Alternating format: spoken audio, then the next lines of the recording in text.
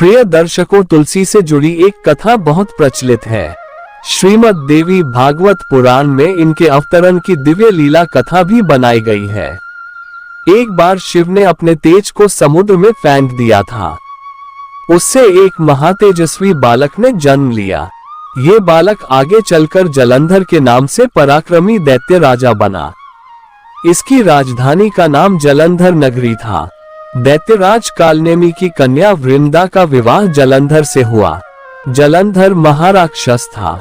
अपनी सत्ता के मद में चूर उसने माता लक्ष्मी को पाने की कामना से युद्ध किया, परंतु समुद्र से ही उत्पन्न होने के कारण माता लक्ष्मी ने उसे अपने भाई के रूप में स्वीकार किया। वहां से पराजित होकर वह देवी पार्वती को पाने की लालसा से कैलाश पर्वत पर गया। भगवान देवाधिदेव शिव का ही रूप धरकर माता पार्वती के समीप गया, परंतु मां ने अपने योग बल से उसे तुरंत पहचान लिया तथा वहां से अंत ध्यान हो गई। देवी पार्वती ने क्रुद्ध होकर सारा वृतांत भगवान विष्णु को सुनाया। जलंधर की पत्नी वृंदा अत्यंत पतिव्रता स्त्री थी। उसी के पतिव्रत धर्म की शक्ति से जलंधर न तो मारा जाता था और न ही पराजित होता था। इसीलिए जलंधर का नाश करने के लिए वृंदा के पतिव्रत धर्म को भंग करना बहुत जरूरी था। इसी कारण भगवान विष्णु ऋषि का वेश धारण कर वन में जा पहुंचे, जहां वृंदा अकेली भ्रमण कर रही थी। भगवान के साथ दो मायावी राक्षस भी थे, जिन्हें देखकर वृंदा भयभीत हो गई। ऋषि ने वृंदा के सामने पल में दोनों को भस्म कर दिया। उनकी शक्ति देखकर वृंदा ने कैलाश पर्वत पर महादेव के साथ युद्ध कर रहे अपने पति जलंधर के बारे में पूछा। ऋषि ने अपने माया जाल से दो वानर प्रकट किए।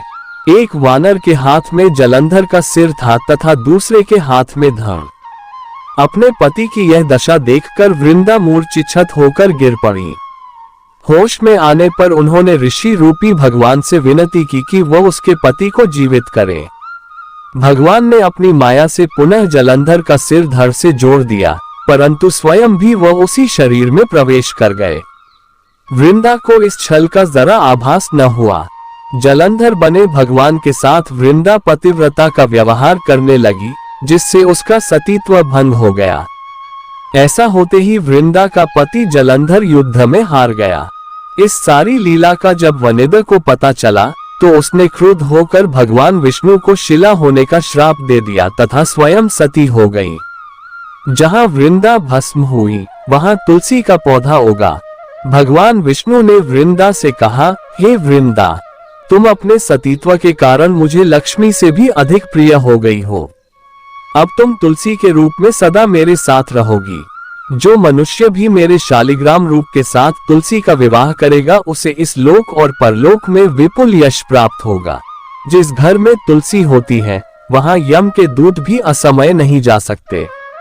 गंगा व नर्मदा के जल में स्नान तथा तुलसी का पूजन बराबर माना जाता है। चाहे मनुष्य कितना भी पापी क्यों न हो, मृत्यु के समय जिसके प्राण मंजरी रहित तुलसी और गंगा जल मुख में रखकर निकल जाते हैं, वह पापों से मुक्त होकर वैकुंठ धाम को प्राप्त होता है। जो मनुष्य तुलसी व आंवलों की छाया में अपने पितरों का श्राद्ध करता है, उसके पितर मोक्ष को प्राप्त हो जाते हैं। उसी दैत्य जलंधर की यह भूमि जलंधर नाम से विख्यात है। सती वृंदा का मंदिर मोहल्ला कोट किशनचंद में स्थित है। कहते हैं इस स्थान पर एक प्राचीन गुफा थी, जो सीधी हरिद्वार तक जाती थी। सच्चे मन से 40 दिन तक सती वृंदा देवी के मंदिर में पूजा करने से सभी मनोरथ पूर्ण होते हैं। अपने सतीत्व तथा पतिव्रत धर्म के कारण ही वृंदा विष्णु प्रिया बनती है। भगवान विष्णु भी उसकी वंदना करते हैं। ऐसा माना जाता है कि वृंदा के नाम पर ही श्री कृष्ण भगवान की लीला भूमि का नाम वृंदावन पड़ा है। कई मतानुसार आदिकाल में वृंदावन में तुलसी अर्थात वृंदा के वन थे। तुलसी के सभी नामों में वृंदा तथा विष्णुप्रिया नाम अधिक विशेष माने जाते हैं।